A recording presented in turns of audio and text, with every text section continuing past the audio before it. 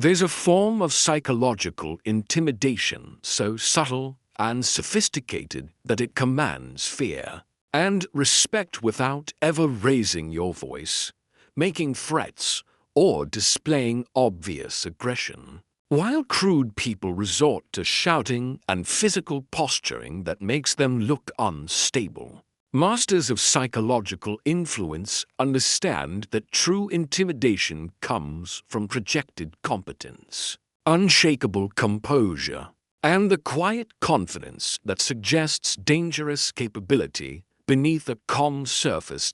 Today, we're going to explore how to intimidate others through presence rather than aggression. Why quiet intimidation is more effective than loud displays, and how to develop the kind of psychological authority that makes people naturally defer to you, without you ever having to prove your power.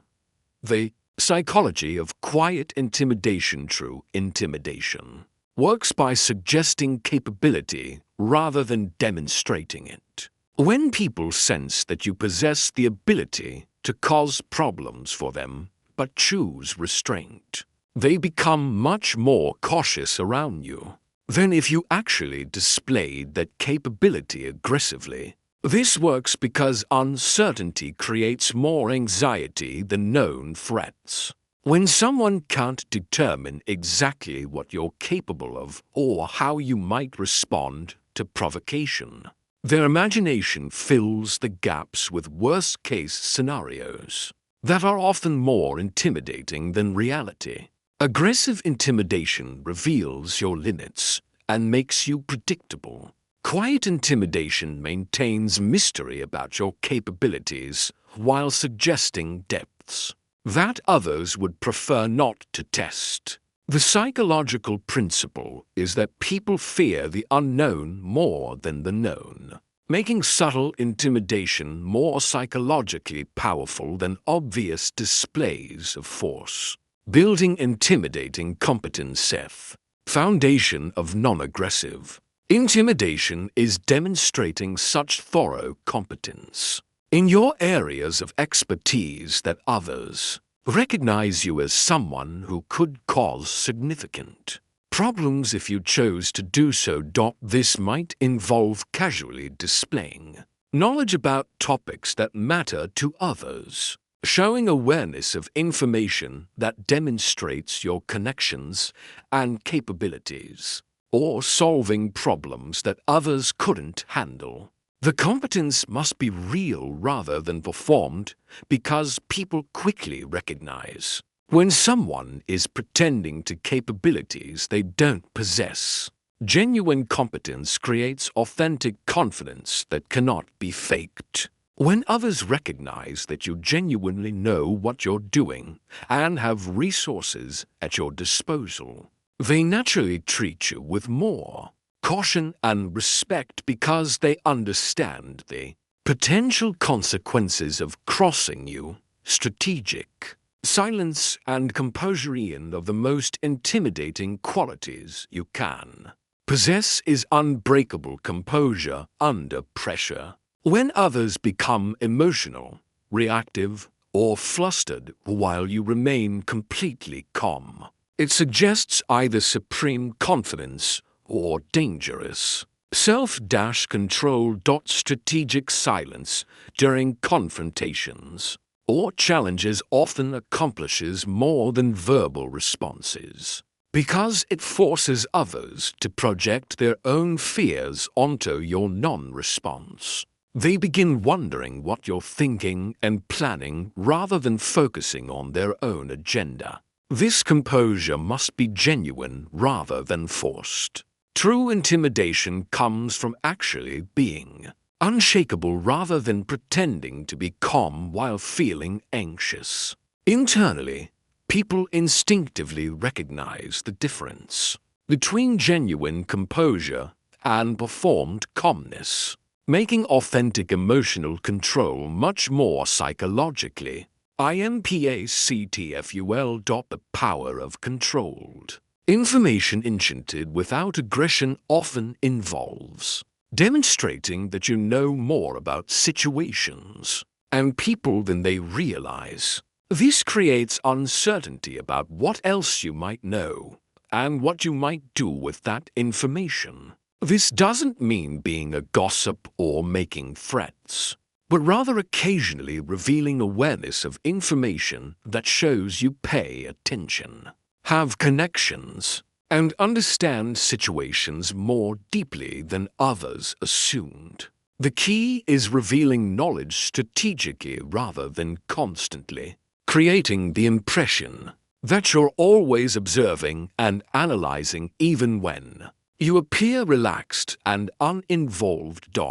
When people understand that you notice things they thought were hidden and remember things they hoped were forgotten, they naturally become more careful about their behavior around you.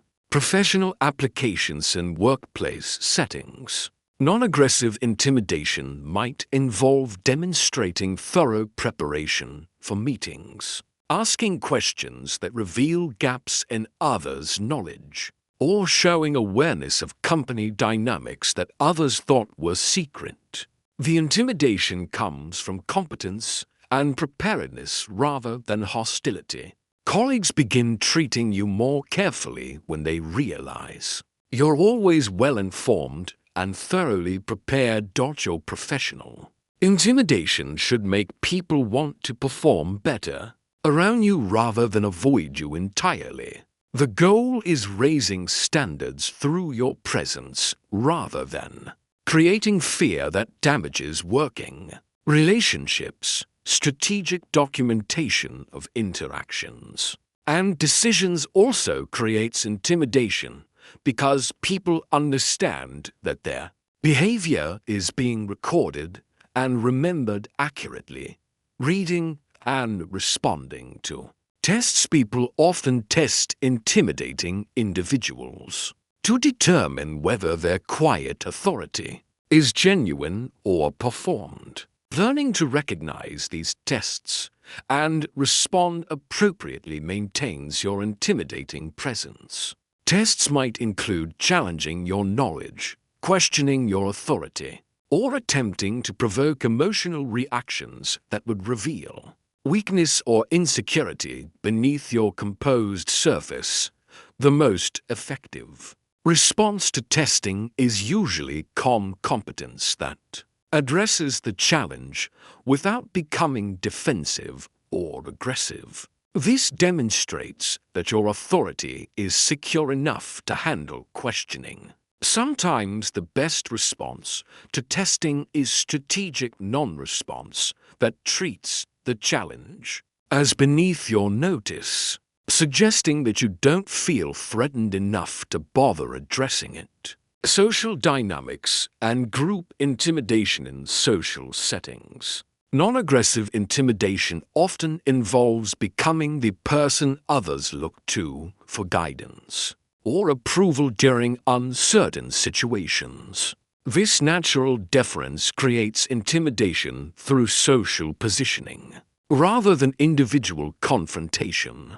When you consistently demonstrate good judgment and competent decision-making, people begin seeking your opinions and following your lead because they trust your capabilities more than their own. This social intimidation works because it's based on genuine value rather than fear, making people want to stay on your good side rather than simply avoid crossing you. Your intimidation comes from others, recognizing that you add value to situations and that losing your support or facing your disapproval would be costly to them. Maintaining approachability. Most effective intimidation balances authority with approachability so that people respect your capabilities while still feeling comfortable interacting with you normally. Intimidation that makes you completely unapproachable often backfires professionally and socially. The goal is making people think twice before crossing you while still allowing normal, positive relationships to develop. You want respect tinged with caution rather than pure fear that prevents genuine connection. This balance requires showing warmth and humor in appropriate situations while maintaining the underlying competence and composure that creates your intimidating presence. People should feel that you're someone they want on their side rather than someone they simply want to avoid. Entirely, long-term reputation building than aggressive. Intimidation builds over time as people observe your consistent competence, reliability, and unshakable composure across various situations. This creates a reputation that precedes you and influences how new people treat you. Your reputation for quiet authority makes people more careful about how they approach and interact with you because they've heard that you're someone who should be taken seriously. The reputation also creates a network effect where people warn others about treating you disrespectfully, expanding your intimidating influence beyond direct relationships. Over time, your quiet intimidation becomes part of your personal brand, attracting people who respect competence while deterring those who might try to take advantage of perceived weakness.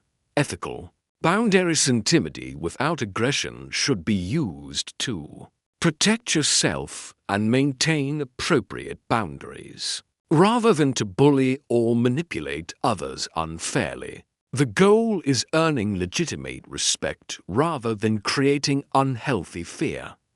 The intimidation should come from genuine capabilities and competence, rather than manufactured threats or artificial displays designed purely to frighten others.